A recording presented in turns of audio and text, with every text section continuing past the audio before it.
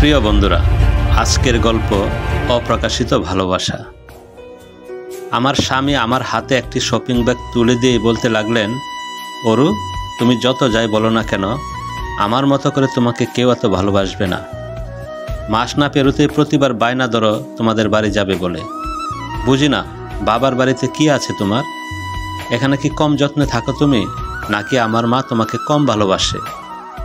আদিবের মুখের দিকে তাকিয়ে ঠোঁটের কোণে হাসি রেখে বললাম, আপনি তো আপনার মার সাথে থাকেন, তাই আপনি মা বাবার অনুপস্থিতি বুঝবেন না। বলেই জামা কাপড় গুছাতে লাগলাম। বলছি তো তরু, তুমি যেতে পারবে না ওই বাসায়। তুমি কেন শুনছো না আমার কথা? নাকি আমার কথা তোমার কাছে মূল্যহীন? এখানে কিসের অভাবে আছো তুমি? মা বাবার অভাবে আছি।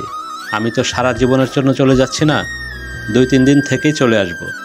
কেন শুনছেন না আমার কথা? আদিব যে কিছুতেই শুনছে না আমার কথা, এবার তো শুরু করে দিয়েছে। আমাকে যে কত ভালোভাবে রেখেছে, তুমি আমাকে এখনও ভালোবাসতে পারোনি। কিসের অভাব তোমার? মাসের প্রথম সপ্তাহে তোমার জন্য নতুন ড্রেস কিনে আনি, যে খাবার পছন্দ করো সেই খাবারেই বাসায় নিয়ে আসি, তবু এতে তোমার মন ভরে না। বুঝি না তুমি কি চাও। আমার মাকে তুমি এখনও নিজের মা করে নিতে পারোনি। তোমার যা ইচ্ছে তুমি করো। এবার আর আদিবের কথায় চুপ করে হজম করতে পারলাম না। আদিবকে নিয়ে খাটের কোণে দুইজন একসাথে বসলাম। আপনি আমার স্বামী, বাবা মার কষ্ট আপনি এখন বুঝবেন না। কথাগুলো না বলে পারছি না, তবে শোনার পর মন খারাপ করবেন না। কিছুদিন আগে মনে আছে আপনার, আমাদের বাড়ি থেকে দুধকুলি পিঠা পাঠায়? কেন জানেন? এই দুধকুলি পিঠা আমার খুব পছন্দের। হঠাৎ এই কথা কেন বলছি সেটাই তো বলবেন। এই পিঠা দেখে কি যে খুশি হয়েছিলাম, আপনাকে বলে বোঝাতে পারবো না। পিঠা সবার আগে আপনাকে দেই, দেখলাম আপনি খুব মজা করে খাচ্ছেন। আমাকে বললেন খেতে, চুলোতে রান্না বসানো, তাই না খেয়ে রান্নাঘরে চলে যায়।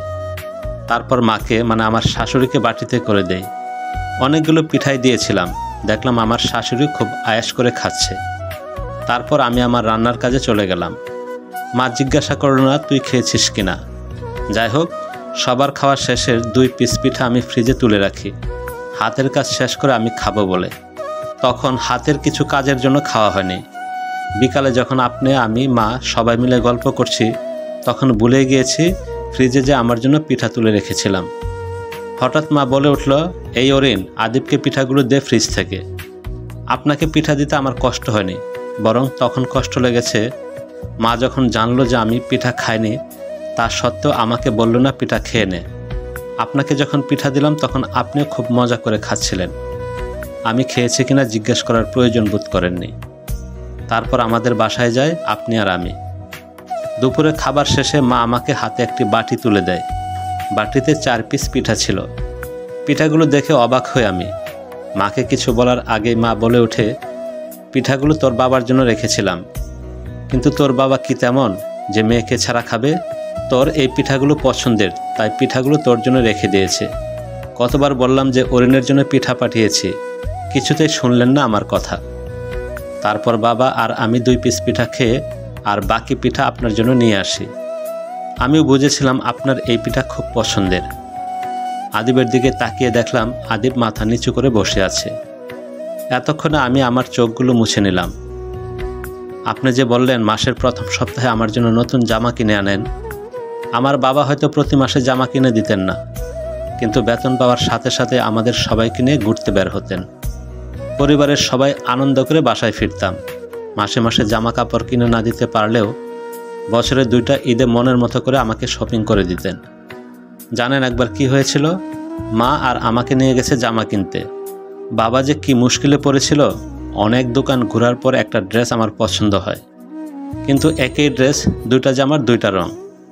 বাবার পছন্দ হয়েছে গোলাপি রঙের, আর মার পছন্দ হয়েছে নীল রঙের জামা। পরে বাবা 2টা জামাই কিনে নেয় আমার জন্য, কারণ আমার পছন্দ হয়েছে তাই। আমার বাবা কাজ শেষে আসার সময় সবসময় আমার জন্য পছন্দের চকলেট নিয়ে আসতেন। আমি এত বড় হওয়া সত্ত্বেও আমার জন্য চকলেট নিয়ে আসতে ভুল করতেন না, কারণ আমি ভালোবাসি চকলেট খেতে।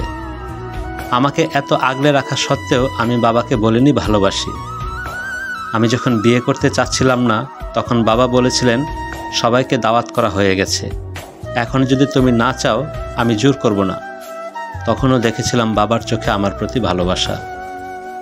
আপনি আমাকে বলেছিলেন আমার যতটুকু ইচ্ছে পড়াশোনা করাবেন, সে আপনি আমার পড়াশোনা করানো নিয়ে অনীহা দেখালেন।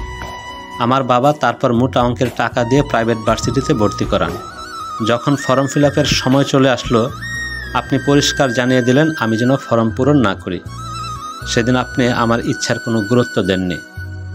আমার বাবা সেদিনও চেয়েছিলেন আমি যেন ফর্ম ফিল আপ করি।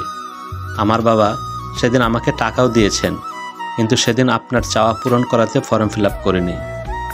আপনি জানতে চাননি আমি কি চাই। সেদিন আমার বাবা মন খারাপ করেছিলেন, কারণ আমি আমার ইচ্ছা পূরণ করতে পারিনি বলে।